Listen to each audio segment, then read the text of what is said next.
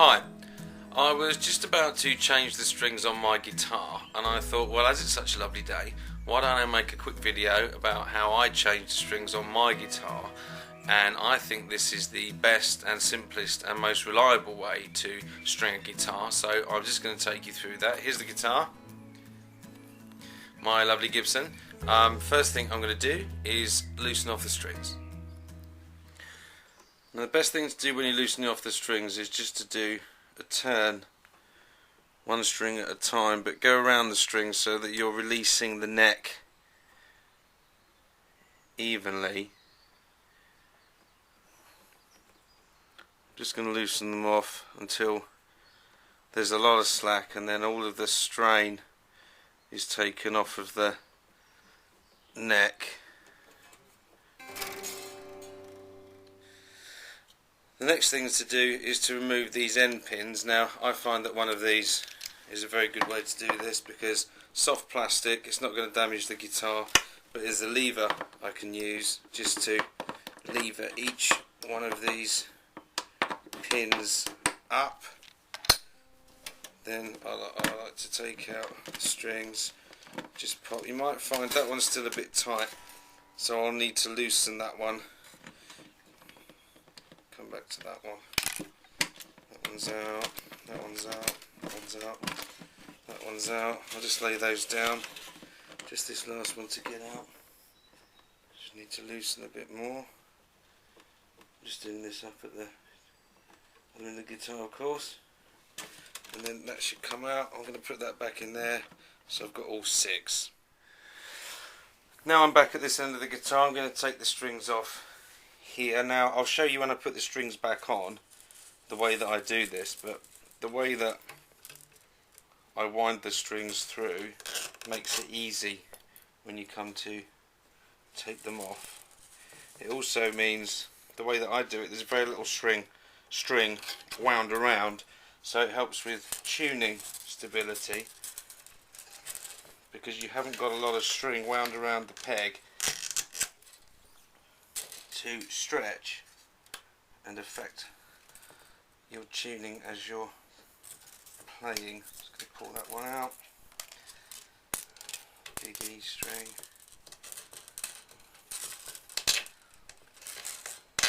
Out there. And then the one that normally pokes you, makes you bleed. That one there, all done. These are the strings I'm putting on today. I got these mainly because they're the closest I've found to Gibson in terms of sound and the way they feel when I'm playing, and they were quite cheap. Got them on eBay. Normally buying packs of 10 or so. These happen to be phosphor bronze and they're 13s. Over the years I've worked up from 10s, 11, 12s to 13s. I think they give a nicer sound than the thinner string, so I'll get these unwrapped and then we'll start putting them on the guitar. So here are all my strings. I like to start with the fat one first. I like to put them all on, and then so that goes in, and I'm making sure that the end of the string, when it's inside the guitar, has slipped up past here, because if your string gets stuck here it can feel like it's in properly, and then it will go ping while you're playing and everything goes horrifically out of tune. So I'm just going to sight each of these strings, make sure that comes up. That's 2, take that, and next one, take that. This doesn't take very long, you don't need to be too precious about changing strings. Next one. Let's get that one down there. Just make sure that's it. I felt that go past. Next one.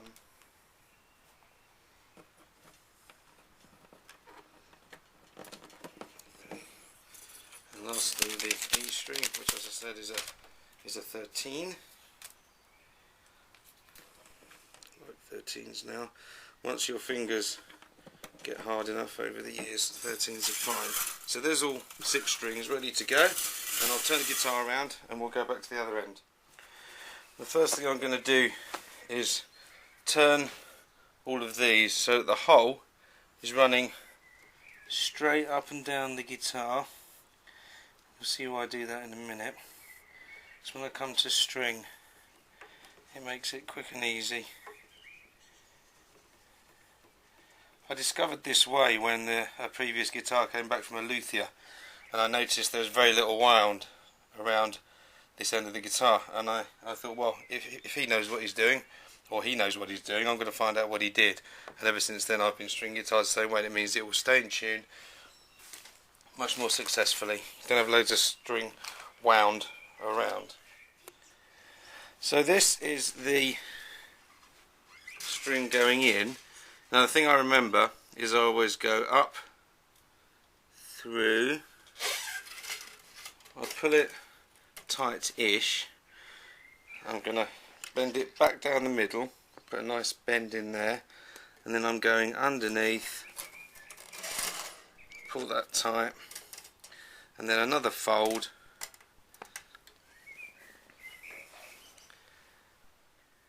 and here's a bit of a closer view. Now as I tighten up the tuning peg, the string's going to lock itself off. I'll just work out a way to show you that. Okay, this should work. So you should see, as the string tightens, it's locking off that fold. Now I'm not going to tighten it up too much because I want to give the neck a chance to adjust evenly as I put the rest of the strings on, and I'm just going to fold that down a little, and that's what you do for each string.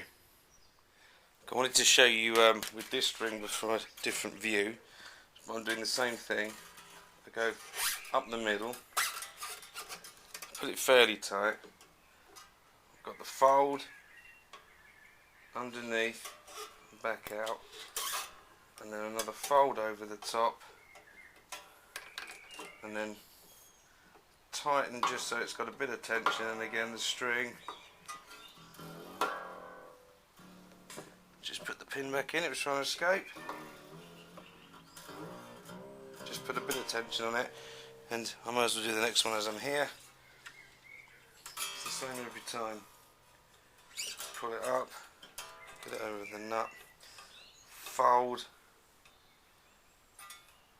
under, back out, over another fold, and then tighten up just so it starts to lock off. There's a little bit of tension there. I will show you the G string actually, because although we're on the other side now, the same rule applies. Up, always back down the inside. Oh, there we go, try that again. Always back down the inside with a fold, back under, out, fold over, and again tighten up, locks off the string, just so there's a little bit of tension in there. Push the pin back in, that much one escapes well.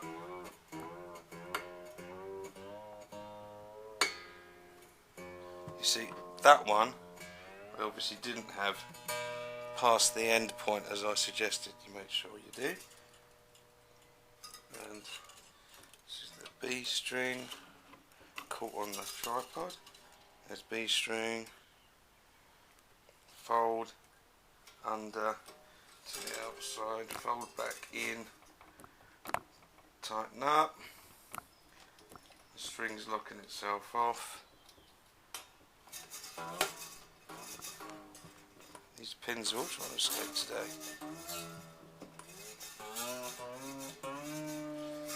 And then the top E string, same every time, up, through,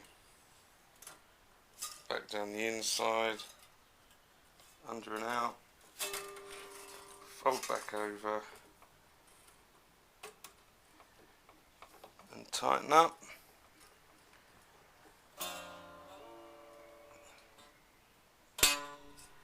Just noticed that that wasn't in the slot.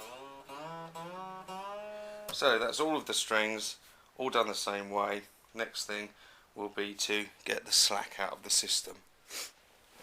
Okay, I've got the bottom E string to roughly, it needs to be rough because we're going to tension up the strings one at a time.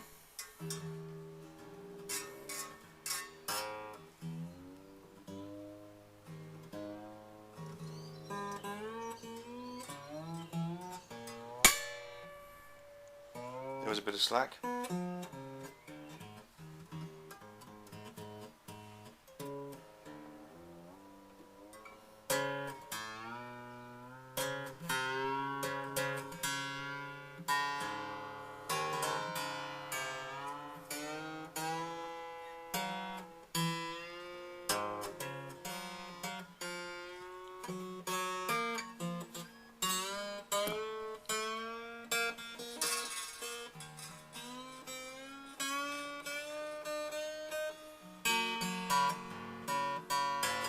Now, you can see that's not in tune, but it's close enough for the moment. The next thing I have to do, and this is a very important part, is to give each string a good pull, and I should hear the note go flat from what it is at the moment, because otherwise if you don't get this out of the guitar now, it's going to creep out over a long period of time, and your tuning, you'll always be trying to play catch up.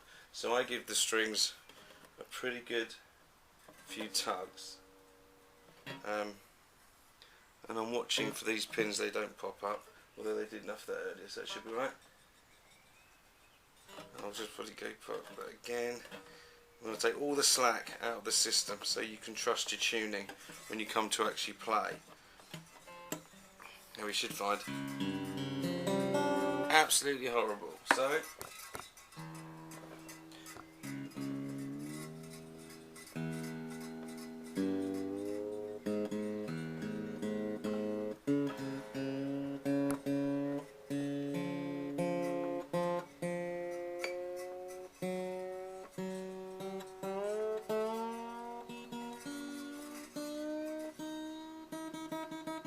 all those tuning differences, if I hadn't taken them out now, would have seeped out over the next few, tens of songs, and it would have been a very frustrating experience. I found in doing this, giving the strings a really good pull, using this method of stringing at the top, where you've got very little string going around the peg, the guitar will stay in tune. I'm going to tune it up properly now with the tuner, because I think we'll be ready to go, and then I'll snip these and make it look a bit more pretty. In fact, these strings are in the way anyway, so I'm going to snip them off. I'm just going to bend them down a little bit so they're not poking up. I just prefer it that way. And I'm going to leave about this much so that when I come to change these strings, it's quite easy to get them off as we were at the beginning, taking off the old strings.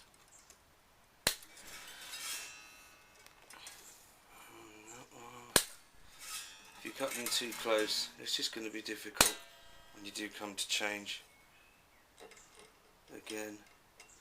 Right, there you go. That was easy because I've got a good quality set of snips here,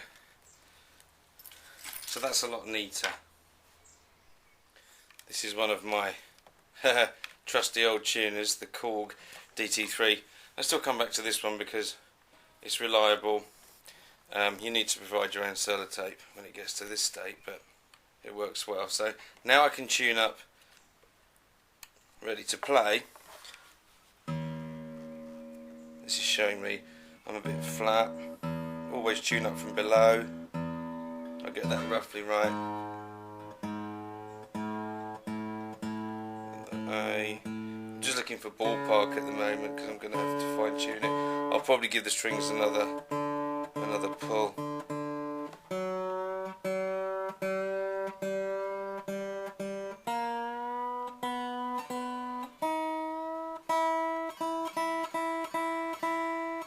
That's roughly right. I go across again.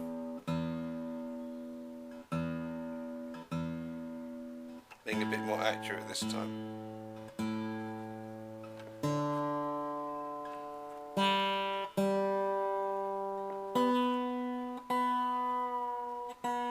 That one was a bit sharp, but always go below the note and back up.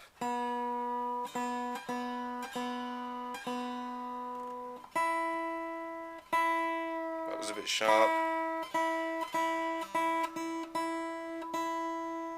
So that should be.